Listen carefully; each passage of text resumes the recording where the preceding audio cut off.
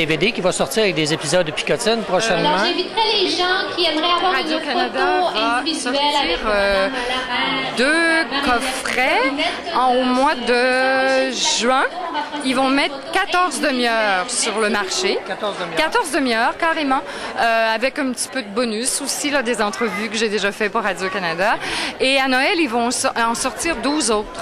12 autres? Oui, alors ils vont, c'est ce qu'il leur reste. Okay. 26 demi-heures de picotine sur 90 à peu près. Mais la raison du délai, quand même... Ben, ils ont déjà sorti un coffret de 9 émissions au milieu des années 80. Mais sur un autre support, exactement. Oui, et puis après ça, je sais pas, là, peut-être que je sais pas. Là, ils en sortent 26. Ils sortent tout ce qui reste. C'est bien. Oui, absolument. Ouais. Puis, depuis la fin de Picotine, qu'est-ce que vous avez fait? J'ai écrit à peu près une dizaine d'autres séries, en fait. Là, j'ai écrit, comme auteur, j'ai travaillé beaucoup. J'ai écrit des centaines d'émissions pour enfants. La dernière, c'était pour Canal+. J'en ai fait jusqu'à... Et j'enseigne le théâtre, la dramaturgie et l'interprétation. Alors, j'enseigne le théâtre depuis longtemps. J'ai toujours enseigné.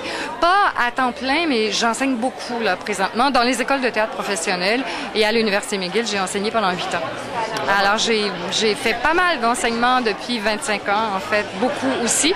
Un peu de mise en scène, de spectacles de théâtre, de récitals, de choses particulières. Mais j'ai monté une Alice, un voyage d'Alice en 2005. On a joué tout l'été à Montréal, au Bain-Mathieu. Je fais beaucoup de choses, mais peut-être dans des domaines qui sont un peu moins commerciaux. Oui. Alors, oui, c'est exactement ça. Est-ce que les gens vous reconnaissent toujours sur la rue? Picotine. J'entends parler plus de Picotine maintenant que quand on le faisait. Et pourtant, on l'a fait pendant 7 ans, presque. Et ça a été sur les ondes jusqu'en 1985. Picotine ne fait pas vraiment partie de toute cette boîte à surprise et de cette période-là. Oui, quand Picotine est arrivée, et finalement, je sortais du conservatoire d'art dramatique. J'ai eu le contrat une semaine après ma sortie, en 71. Et toutes ces émissions-là étaient déjà en train depuis longtemps. Donc, Picotine, c'est la plus jeune. J'étais la plus jeune. Oui, c'est arrivé sur le corps. Oui. Ça faisait pas partie de la boîte à surprise du tout. Et c'est pas un personnage qui vient de la boîte à surprise. Oui. C'est une création. C'est un personnage que Michel Dumont et moi, l'autre auteur, on a créé. Oui, absolument. OK.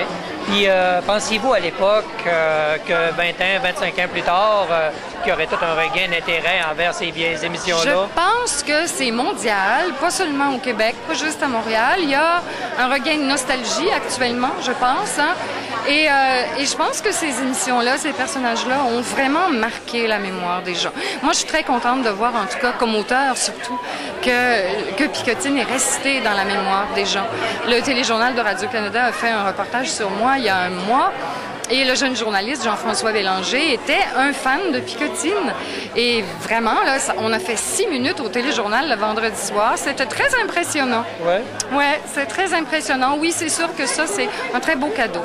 Parce que moi-même, quand j'étais enfant, dans les années 70, tous les soirs, on revenait à l'école, il y avait Bobino qui passait tous les soirs, puis les émissions s'alternaient. Là, à 4h30, oui. Oui, mais je me rappelle, j'écoutais Picotine, Pampelus, puis ça, les gobelets. Puis, oui, ça, c'est la deuxième mouture, en fait, à partir des années 70. Oui, moi, c'est ça. C'est à cette époque-là que j'ai fait ma vie.